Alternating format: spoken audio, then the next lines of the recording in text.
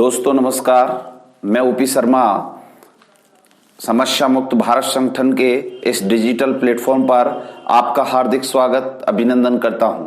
तो आइए दोस्तों, आज हम पढ़ने वाले हैं नंबर सिस्टम को अगले पार्ट में, और अगला पार्ट होगा रिमाइंडर थ्योरम।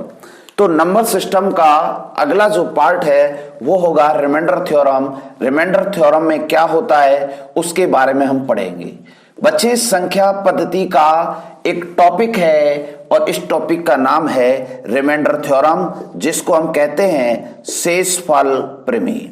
ये शेषफल प्रमेय के बारे में आज हम डिफाइन करने जा रहे हैं। शेषफल प्रमेय क्या होती है तो थोड़ा सा इसके बारे में हम एनालिसिस करेंगे। बच्चे ध्यान से देखना। एग्जाम्पल नंबर 1 मैंने बोला 10/3 एक क्वेश्चन। मैंने दूसरा क्वेश्चन बोला कि 17/14 4, और मैंने तीसरा क्वेश्चन बोला बच्चे, तीसरा क्वेश्चन बोला सर 21/5, और 4 नंबर का क्वेश्चन मैंने बोला 43/10। ठीक है, मैंने 4 एग्जाम्पल आपके सामने रखे हैं, इन्हें ध्यान से देखिए। बच्चे, जब 3 का भाग इस 10 में हम लगाएंगे तो मुझे ये बताइए कि 3 का भाग जब 10 में लगाएंगे तो 3 का भाग 3 बार जाएगा, तो आपके पास शेष क्या आएगा सर? 1 शेष आएगा। क्या आएगा? 1। इधर देखो, इसको एक बार ऐसे समझाने का प्रयास करता हूं। 3 3 9 बचे कितना? 1। अब जो ये नीचे है ना, ये जो बच रहा है इसे हम शेषफल कहते हैं, रिमाइंडर कहते हैं। तो बेटा कितना शेष आएगा सर? 1 आएगा। तो प्लस का 1 रिमाइंडर आ गया। ठीक है, अब बच्चे हम जो बात करेंगे पॉजिटिव और नेगेटिव 2 रिमाइंडरों की बात करेंगे। ठीक है, आज तक आपको सिर्फ 1 रिमाइंडर सिखाया गया है। अब जो हम बात कर रहे हैं वो 2 रिमाइंडरों के बारे में बात करेंगे जो आपने आज तक पढ़ा होगा। मैं ये नहीं कहता आपने नहीं पढ़ा, लेकिन बच्चे दोनों रिमाइंडरों का ज्ञान होना बहुत जरूरी है। तो पॉजिटिव और नेगेटिव दोनों रिमाइंडर होना बहुत जरूरी है। तो आइए हम नेगेटिव रिमाइंडर भी पढ़ते हैं। अगर मैं बात करूं कि इस 1 में क्या जोड़ूं ताकि उसमें 3 का भाग पूरा पूरा चला जाए, सर 2 और चाहिए। क्या चाहिए? 2 और, तभी तो इस 3 का भाग इसमें जा सकता है। ठीक है, तो बेटा जो 2 होगा ना, यही आपका नेगेटिव रिमाइंडर होगा। ठीक है, अगर मैं बात करूं यहां से पॉजिटिव रिमाइंडर 1 है और नेगेटिव 2 है। ठीक है, अगर इसकी फाइनली बात करूं तो इसका जो फाइनली आंसर देना है वो पॉजिटिव रिमाइंडर ही आपका फाइनल आंसर होता है। लेकिन बच्ची, तुम्हारे दिमाग में क्वेश्चन आएगा, सर ये बताइए जब फाइनल आंसर आपका पॉजिटिव रिमाइंडर होता है तो आप नेगेटिव क्यों ले रहे हो? सर आपको जब जैसे जैसे हम सीढ़ी wise 1 step, 2nd step, 3rd step धीरे धीरे आगे बढ़ेंगे तो स्टेप वाइज आपका लेवल बढ़ेगा, और जब बड़े क्वेश्चन आएंगे तो मैं आपको वहां बताऊंगा कि इस नेगेटिव रिमाइंडर का यूज क्या होगा। ठीक है, चलिए बच्चे, क्वेश्चन अगला ये बताइए, इसका डिवाइड इसमें करें 4 चौका 16, तो पॉजिटिव तो 1 बचा। ठीक है, अगर 4 चौका 16 की जगह 4 का पाड़ा में 5 बार पढ़ जाऊं 20, तो 17 से कितना ज्यादा चला गया सर? 3 ज्यादा चला गया। तो नेगेटिव रिमाइंडर 3 होगा और पॉजिटिव रिमाइंडर 1 होगा। तो फाइनल आंसर आपको हमेशा पॉजिटिव देना है, तो प्लस का 1। लेकिन यहां दोनों रिमाइंडर आपको सीखने हैं बच्चे। ठीक है, इसको देखो, 5 का भाग इसमें लगाइए सर 5 चौका 20, सर 5 चौका 20, तो पॉजिटिव रिमाइंडर तो 1 बचा। ठीक है, सर 5 का भाग इसमें लगाया 4 बार। अगर मैं इसको 5 बार बोलूं कि 5 5 25, तो 21 से कितना बड़ा हो गया सर? 4 बड़ा हो गया। तो वही आपका नेगेटिव रिमाइंडर होगा, ये आपका पॉजिटिव रिमाइंडर, और फाइनल आंसर आपका पॉजिटिव 1 होगा। बोलिए हाँ या ना?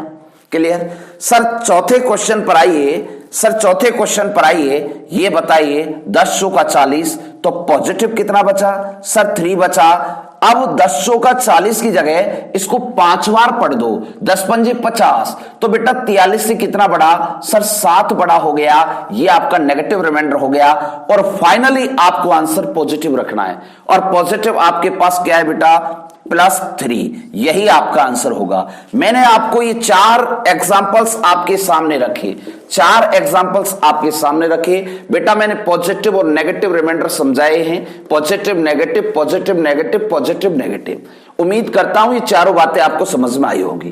अब आपको इसमें एक चीज और समझाता हूं एक्स्ट्रा, ठीक है, ध्यान से देखो बच्चे। इन दोनों का योग, दोनों रिमाइंडरों का योग इस 3 के बराबर होना चाहिए, ठीक है। सर 2 और 1 को जोड़ें तो या तो माइनस का 1 आता है, बिल्कुल सही है बेटा। मैं ये कह रहा हूं इन साइनों को, पॉजिटिव नेगेटिव साइन को छोड़ करके इनके अंकों का योग करो, क्या इसके बराबर हो रहा है? सर हो रहा है। इसके अंकों का योग 3 और 1 कितना सर? 4, इसके बराबर हो रहा है। सर 4 और 1 5, क्या इसके बराबर हो रहा है? सर 7 और 3 10, क्या इसके बराबर हो रहा है? बिल्कुल सही है बच्चे, ये बात आपको ध्यान रखनी है, ठीक है। चले आगे, बिल्कुल समझ में आ रहा है? अगर ये आपको समझ में आ रहा है तो अब हम आगे बढ़ते हैं, अगले क्वेश्चन का रुख करते हैं। बच्चे अगला क्वेश्चन आपके सामने आ रहा है तो आप ध्यान से देखेंगे। आप पढ़ रहे हैं रिमाइंडर थ्योरम, और रिमाइंडर थ्योरम का आपका ये स्टार्टिंग है, और इससे आगे देखिए रिमाइंडर थ्योरम किस प्रकार से होता है और क्या होता है, इसके बारे में हम पढ़ रहे हैं। इसके बाद एग्जाम्पल आगे आ रहे हैं, और एग्जाम्पल्स इस प्रकार से हैं, देखिए 4 एग्जाम्पल मैंने अभी आपके सामने रखे। अब मैं आपके सामने 5वां एग्जाम्पल रखता हूं, 5वां एग्जाम्पल रखता हूं। 5वां एग्जाम्पल ये है, जैसे मैंने बोला कि 40 बटे 6 रख दिया, ठीक है। बच्चे मैंने यहां से पूछा कि इसका रिमाइंडर क्या होगा, इसका शेषफल क्या होगा, क्वेश्चन ये है, ठीक है। ये बताइए बच्चे, एक तो आप इसको 40 बटे 6 ऐसे रखोगे, ठीक है, और दूसरा 40 बटे 6 इसको सॉल्व करेंगे। तो ध्यान से देखो, मैं 2 तरीके से आपके सामने सॉल्व करने जा रहा हूं। पहला तरीका यह है बच्चे कि 6 का भाग 6 बार जाएगा, 6 6 36, तो पॉजिटिव तो 4 रिमाइंडर आया, ठीक है। अगर 6 6 36 की जगह मैं इसे 7 बार पढ़ जाऊं, 6 7 42, तो वो 40 से कितना ज्यादा चला गया सर? 2 बार चला गया, तो पॉजिटिव 2 हो गया, ठीक है। यहां सॉरी नेगेटिव, यहां बच्चे नेगेटिव आएगा, पॉजिटिव नहीं नेगेटिव। वो कितना ज्यादा चला गया सर? 2 ज्यादा चला गया, तो यहां नेगेटिव रिमाइंडर क्या आ गया? 2 आ गया, ठीक है। सर 6 6 36, 4 बचा, और 6 7 42, 40 से 2 बड़ा हो गया, तो ये नेगेटिव रिमाइंडर हो गया और ये पॉजिटिव हो गया, लेकिन फाइनल आंसर पॉजिटिव 4 आया, ठीक है। अब एक लड़का थोड़ा सा इसमें दिमाग लगा गया, उस लड़के ने देखो क्या किया, वो यूं कह रहा है सर इसको काटो एक बार, तो उसने क्या किया 20 बार और 3 बार। अब वो इसे सॉर्ट आउट कर रहा है और इसे आगे बढ़ा रहा है। 3 6 18, तो पॉजिटिव तो 2 रखा, और बच्चे 3 7 21, नेगेटिव 1 रखा। अब वो फाइनल आंसर पॉजिटिव 2 देगा। क्या पॉजिटिव 2 देगा? इसको देखिए और इसको देखिए, सर कंफ्यूजन पैदा हो गया। तो बच्चे ध्यान रखिए, मैंने इसे सिंप्लीफाई किससे किया है? तो आपको पता होना चाहिए सर मैंने इसे सिंप्लीफाई 2 से किया है। किससे किया है? 2 से। तो सर जिससे इसे सिंप्लीफाई करते हैं ना, उसी को फाइनल रिमाइंडर में मल्टीप्लाई करते हैं। तो 2 का गुणा 2 से करें, 2 का गुणा 2 से करें, तो फाइनल जो रिमाइंडर होगा वो पॉजिटिव 4 आपका रिमाइंडर होगा। याद रहे। सर ऐसा क्यों बता रहे हैं? सर ऐसा इसलिए बता रहे हैं, जब आपके बड़े बड़े क्वेश्चन रिमाइंडर के आने वाले हैं तो उनमें हम क्या करेंगे, ये सारी चीजें यूज करने वाले हैं, ठीक है। क्योंकि ये सभी आपको कहीं ना कहीं हेल्प करने वाले हैं हर क्वेश्चन के अंदर। तो उन क्वेश्चनों को बहुत कम समय के अंदर सॉल्व करने के लिए ये सारी बातें आपसे आना चाहिए। बच्चे क्वेश्चन एक छोटा सा है, आसानी से आंसर दे सकते हो। सर अगर ये आसानी से दे सकते हो तो बड़े क्वेश्चन तक पहुंचने के लिए ये आपकी सिचुएशन से गुजरना होगा, ठीक है। आइए बच्चे अगले क्वेश्चन का रुख करते हैं। क्वेश्चन 5 के बाद 6 नंबर आपके सामने आ रहा है। 6 नंबर का क्वेश्चन आप देखेंगे किस प्रकार का होगा, बहुत ही अच्छा, बहुत ही लाजवाब। क्वेश्चन नंबर 6 देखिए। क्वेश्चन नंबर 6 ये कहता है जी, क्वेश्चन नंबर 6 ये कहता है, अब रिमाइंडर क्वेश्चन नंबर 6 ये कहता है कि इसमें बोला कि 43 मल्टीप्लाई 57 डिवाइडेड बाई 10। यहां से बोला कि रिमाइंडर क्या होगा। शेषफल क्या होगा। ठीक है, यह क्वेश्चन दे दिया। अब बच्चे देखो, अब इसमें तुम लोग क्या सोचते हो कि सर इन दोनों का मल्टीप्लाई कर लो और 10 का भाग लगा लो। नहीं बच्चे, अब इस क्वेश्चन को आप दो पार्टों में समझना कि एक बार तो मैं इसमें भाग लगा रहा हूं, एक बार मैं इसमें भाग लगा रहा हूं। इसको दो पार्टों में समझ के क्वेश्चन को करोगे तो ये क्वेश्चन बहुत जल्द हो पाएगा और आपको पता भी नहीं लगेगा, इतना जल्द आंसर आ जाएगा। देखो कैसे, सर 10 का भाग लगाइए। 10 का भाग लगाओगे तो 10 का 40, तो पॉजिटिव तो 3 आया। चलो बताओ नेगेटिव क्या आएगा। 10 पंजे 50, तो 43 से बड़ा कितना हो गया सर 7 हो गया। या फिर ये सोचना कि जो पॉजिटिव और नेगेटिव रिमाइंडर हैं उनका योग 10 के बराबर आना चाहिए। तो 3 तो है, तो और क्या चाहिए सर 7। तो ये पॉजिटिव है, तो ये किसका नेगेटिव। सर इसका भाग इसमें लगाइए, 10 पंजे 50, तो पॉजिटिव तो 7 हो गया। तो ये बताइए बेटा 7 में क्या जोड़ू ताकि वो 10 हो जाए। सर 3 जोड़िए, तो नेगेटिव क्या हो गया सर 3 हो गया। ठीक है बच्चे, एक बात बताइए, यहां पर एक तरफ 2 रिमाइंडर, एक तरफ 2 reminder, positive negative positive negative. अब इसे सॉर्ट आउट करने के लिए आपको कई चीजों का ध्यान रखना होगा। ठीक है, वो मैं बातें आपको समझा रहा हूं, तो थोड़ा सा ध्यान से देखना। अगर आप इस वाले क्वेश्चन के अंदर इधर वाला पॉजिटिव लेना चाहते हो, इधर वाला पॉजिटिव लोगे, तो देखो भैया प्लस का 3 और प्लस का 7, बीच में क्या लग रहा है सर गुणा लग रहा है, और नीचे क्या है सर 10 है। तो 7 क्या होगा सर 21, और 21वां भाग जब 10 का लगाओगे तो पॉजिटिव 1 आपका रिमाइंडर आएगा कि नहीं, ये बताओ। हाँ या ना, क्या आप ये बात समझे। अब एक लड़का ये सोच रहा है सर ये बताइए, अगर मैं काश इधर का नेगेटिव मार्क ले लेता हूं, इधर वाला पॉजिटिव लेता हूं, कि माइनस का 7 मल्टीप्लाई पॉजिटिव 7 अगर मैं करता हूं, अगर इस प्रकार से मैं मल्टीप्लाई करता हूं और भाग यदि मैं 10 का लगाता हूं, तो मेरा आंसर क्या आएगा सर देखो 7 7 49, तो माइनस का 49 डिवाइडेड बाई 10। ठीक है, अब बच्चे जब इसे हम सोल्व करेंगे तो ये आपको पता लगना चाहिए कि जब 10 का मैं इसमें भाग लगा रहा हूं तो 2 रिमाइंडर आएंगे।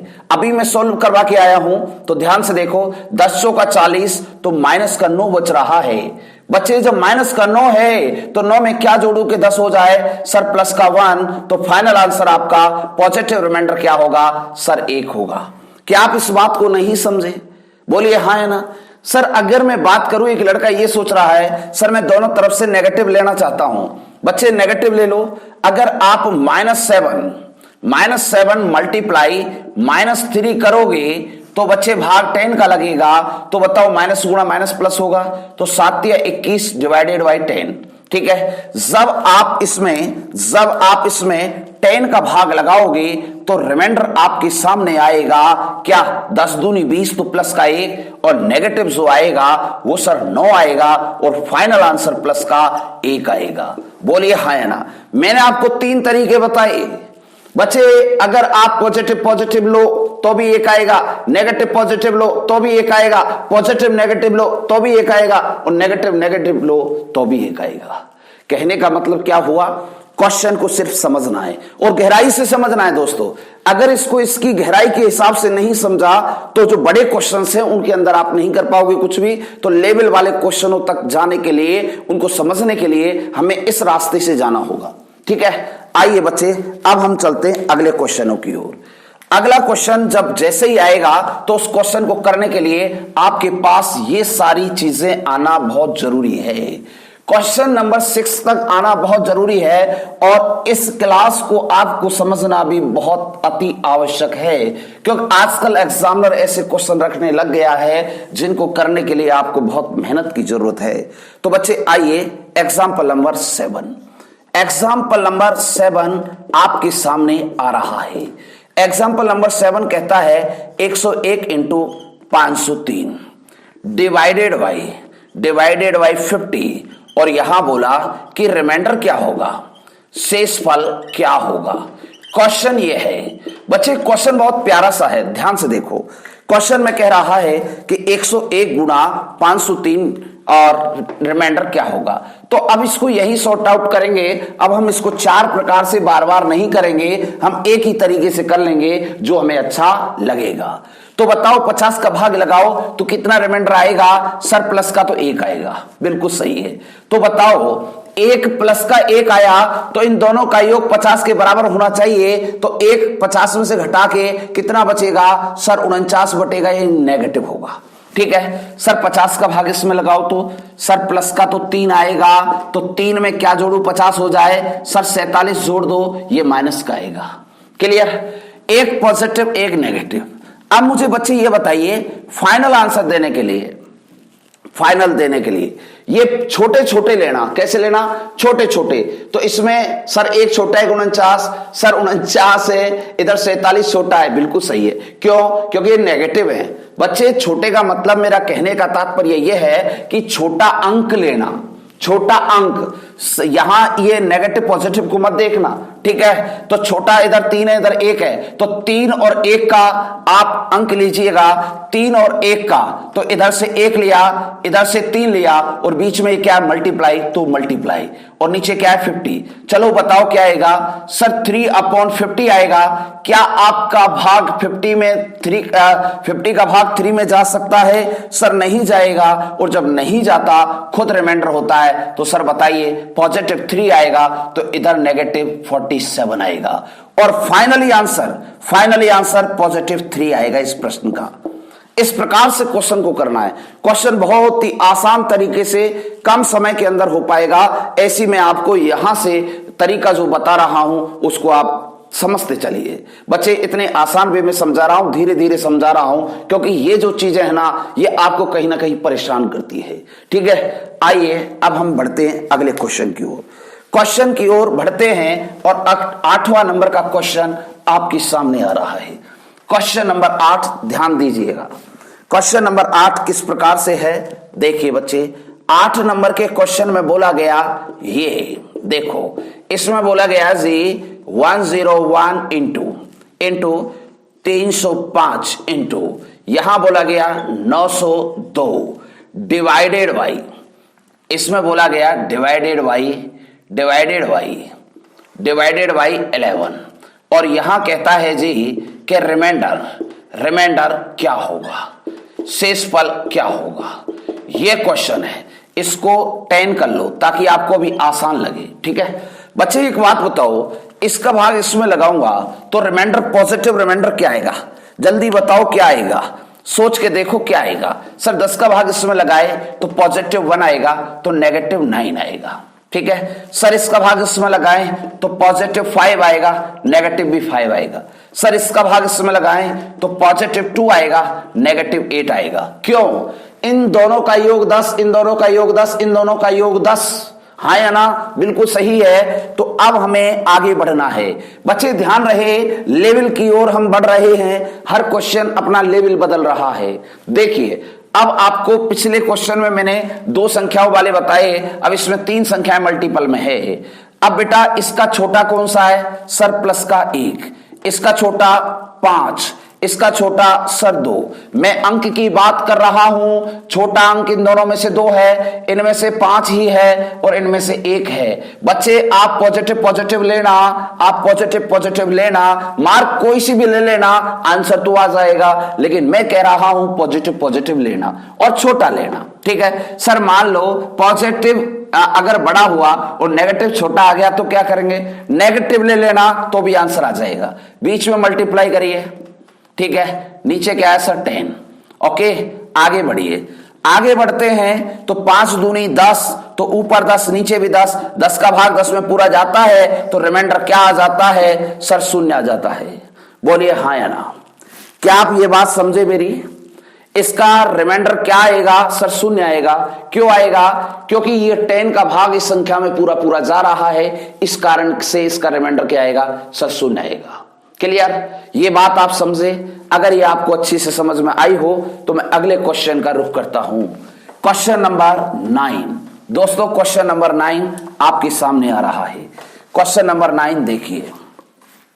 9 नंबर का क्वेश्चन क्या कहता है जी? ये देखो 9 नंबर के क्वेश्चन में बोला गया, 9 नंबर के क्वेश्चन में बोला गया कि 94 0 1 इंटू 9999, ठीक है, इंटू यहां बोला गया 3 902 डिवाइडेड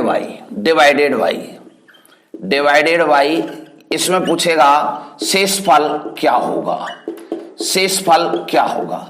इसमें आपसे डिवाइडेड बाई 100 ये पूछ लिया, शेषफल क्या होगा। बच्चे अब मुझे एक बात बताइए कि 100 का भाग जब इसमें लगाते हैं तो रिमाइंडर आपके पास पॉजिटिव तो 1 आएगा, नेगेटिव 99 आएगा। इसमें लगाओगे तो पॉजिटिव आपके पास 99, नेगेटिव 1। इसका भाग इसमें लगाओगे तो पॉजिटिव 2, नेगेटिव सर क्या आएगा 98 आएगा। ठीक है, अब सर फंस गए, फंस क्या गए ये बताइए बच्चे, ये बताइए इसमें से छोटा लेना है। छोटा का मतलब छोटा अंक लेना है, अंक या संख्या, ठीक है ना। ये मत सोच लेना छोटा क्या है, छोटा तो यह 99 है बेटा, छोटा तो यह 99 है, फंस मत जाना, ठीक है ना। तो देखो छोटा इनमें से अंक कौन सा है सर 1, इनमें से छोटा कौन सा है सर -1, इनमें से छोटा कौन सा है सर +2। यहां +1, -1 और +2, बीच में क्या है ये मल्टीप्लाई डिवाइडेड बाई किसका 100 का। चलो बताओ 2 × 1 × 1 तो आएगा तो 2 ही, ठीक है, और अपॉन क्या 100। लेकिन ये बताओ मार्क क्या आएगा सर, प्लस गुणा माइनस करे तो माइनस, माइनस प्लस करे तो माइनस। तो जब 100 का भाग इसमें लगेगा तो यहां से 2 रिमाइंडर आएंगे और दोनों रिमाइंडर ध्यान से देखो क्या आएंगे। क्या 100 का भाग इसमें जाता है सर, नहीं जाता, तो ये खुद ही रिमाइंडर हो गया। ठीक है, अब अगर एक माइनस है तो दूसरा प्लस का आएगा, लेकिन दोनों का योग 100 होना चाहिए, तो प्लस का क्या आएगा 98, और फाइनल आंसर आपका 98 इस प्रश्न का आएगा। प्यारे दोस्तों, इस प्रकार के प्रश्नों को आप कहीं ना कहीं सेकंडों के अंदर सॉल्व करने वाले हो, लेकिन मैं आपको बच्चे एनालिसिस कर रहा हूं, आपको समझा रहा हूं, इस कारण आपको बहुत ही आसान वे में समझा रहा हूं धीरे धीरे, ताकि आपके माइंड में फिक्स हो जाए। ठीक है, जब भी आप खुद भी पढ़ो या दूसरे को भी अगर बताओ या फिर एग्जाम में बैठो तो आप ये आसानी से कर सके। आइए बच्चे हम अगले क्वेश्चन की ओर बढ़ते हैं। अगला क्वेश्चन आपकी स्क्रीन पर आएगा बच्चे, 10 नंबर का क्वेश्चन। 10 नंबर का क्वेश्चन आपकी स्क्रीन पर आएगा, और 10 नंबर का क्वेश्चन क्या होगा ध्यान से देखेंगे। 10 नंबर का क्वेश्चन आपकी स्क्रीन पर, 10 नंबर का क्वेश्चन ये है बच्चे। 10 नंबर का क्वेश्चन ध्यान से देखो। इसमें बोला गया जी ये, इसमें बोला गया ये कि यदि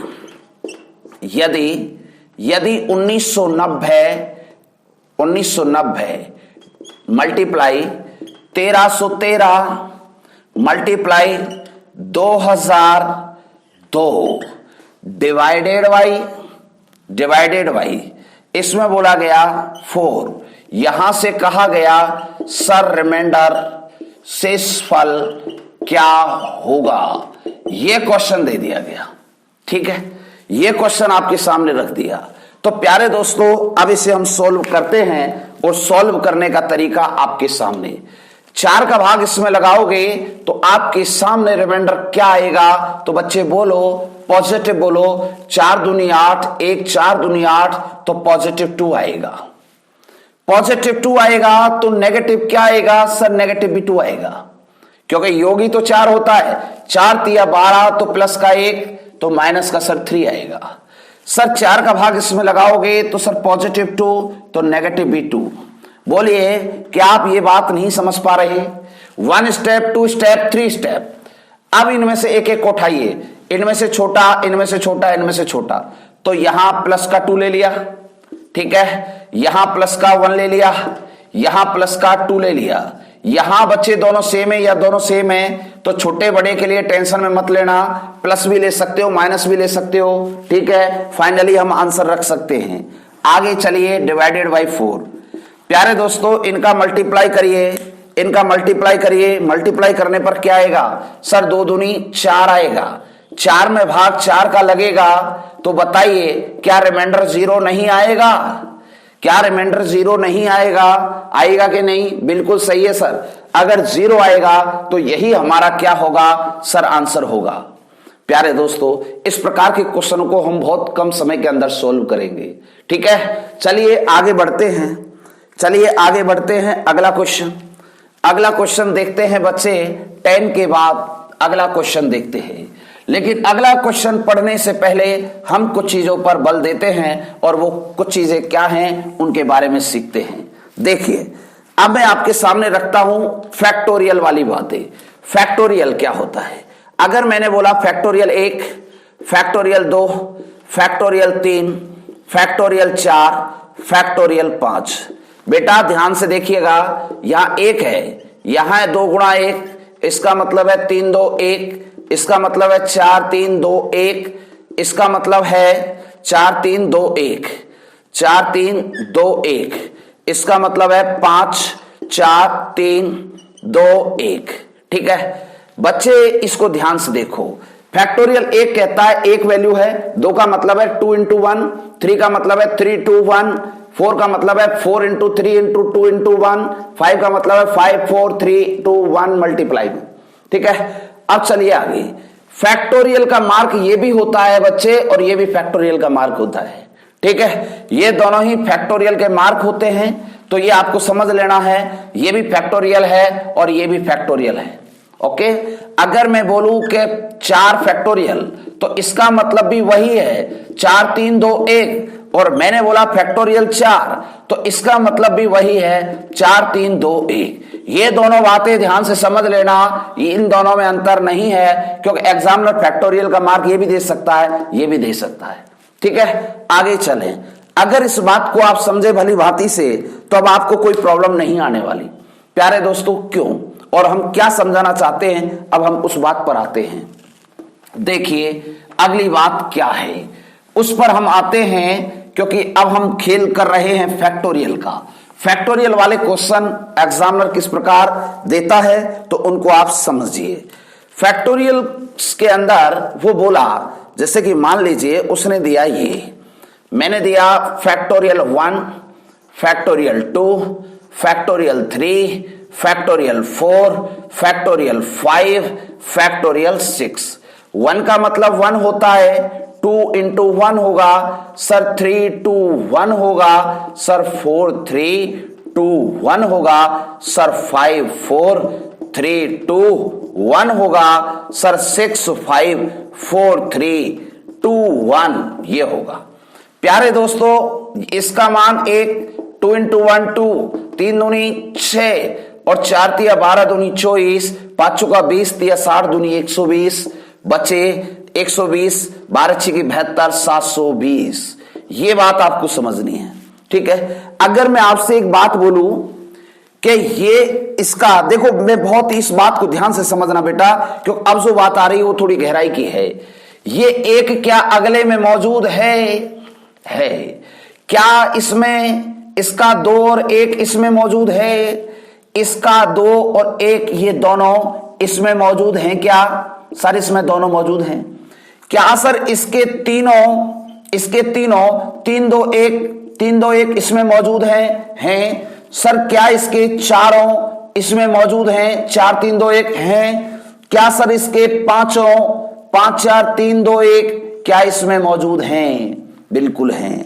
कहने का मतलब क्या हुआ कि फैक्टोरियल 1 2 में मौजूद होता है, फैक्टोरियल 2 3 में मौजूद होता है, फैक्टोरियल 3 4 में मौजूद है, 4 फैक्टोरियल 5 में है, फैक्टोरियल 5 किस में? 6 में।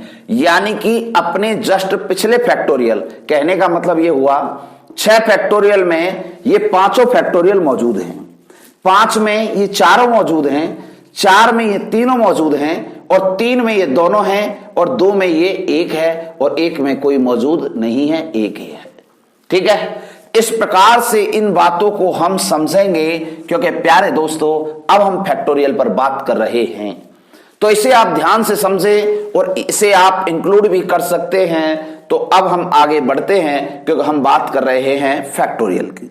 ठीक है, आइए बच्चे हम फैक्टोरियल को आगे बढ़ाते हैं। फैक्टोरियल वाले क्वेश्चंस अब आपके सामने आने वाले हैं। अब हमारा स्टेप 2 स्टार्ट हो चुका है, फैक्टोरियल वाले क्वेश्चंस आपके सामने आने वाले हैं।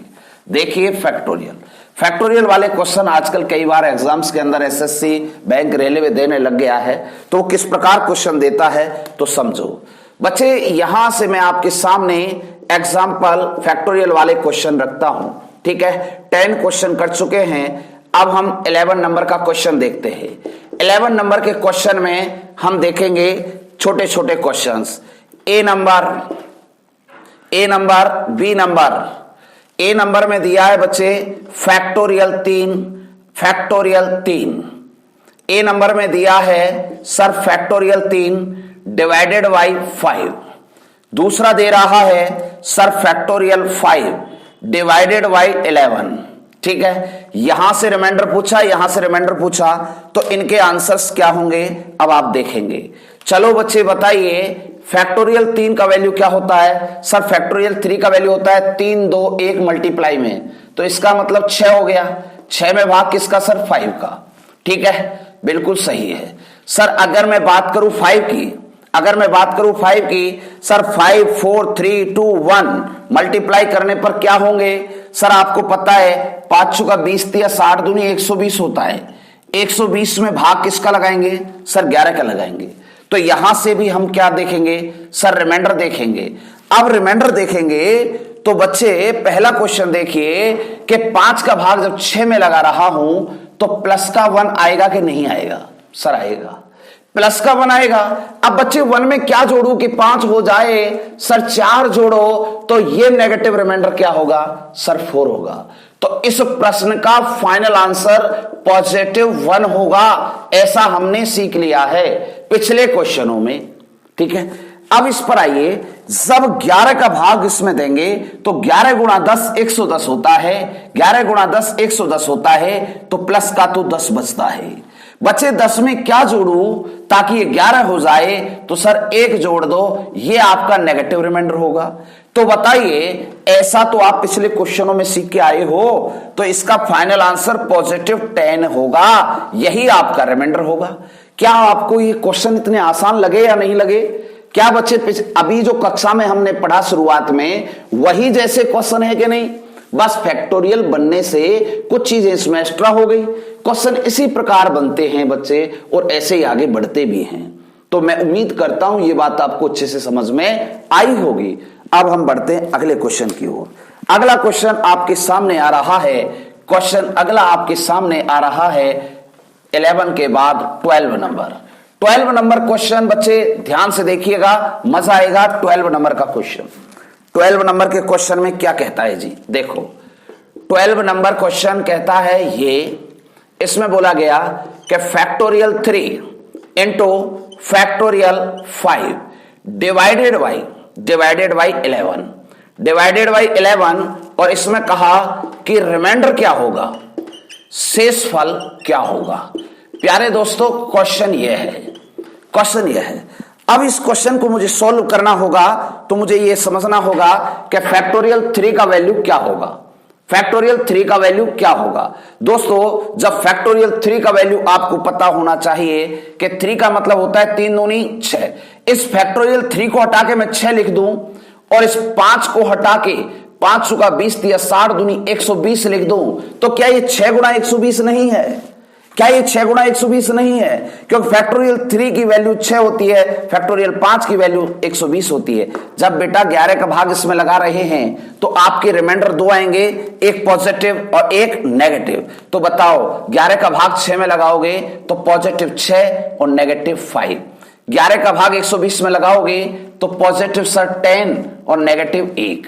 ठीक है, अब यहां से मार्क ले लीजिए, या छोटे छोटे ले लो। एक तो 5 और एक है, तो -5 और -1 इनका मल्टीप्लाई करना है, और मल्टीप्लाई करते हैं दोस्तों। तो बताओ अब मल्टीप्लाई करने पर क्या आएगा? सर 5 गुणा 1 प्लस का 5 होगा, क्योंकि माइनस गुणा माइनस प्लस होता है, और 11 का भाग लगेगा। तो प्यारे दोस्तों, 11 का भाग 5 में जाता नहीं है, तो प्लस का तो हो गया 5, 5 में क्या जोड़ू ताकि ये 11 हो जाए? सर 6 और 6 जोड़ रहे हैं तो ये नेगेटिव आ रहा है। तो बताओ फाइनल आंसर +5 होगा कि नहीं? बोलिए हाँ या ना। क्या आप बच्चे इस बात को समझ पा रहे हैं? क्या मैं रिमाइंडर यहां तक आपको समझाया हूं, या आपको बात समझ में आई या नहीं आई? अगर ये आपको इसी प्रकार से रिमाइंडर हो या अगला कोई भी टॉपिक हो, इसी प्रकार से पढ़ना है तो मेरे साथ माइंड को कंसंट्रेशन के साथ बने रखना है। तो आज के लिए कक्षा में इतना ही, फिर मिलेंगे आपसे अगली कक्षा में। Thank you, bye bye, take care.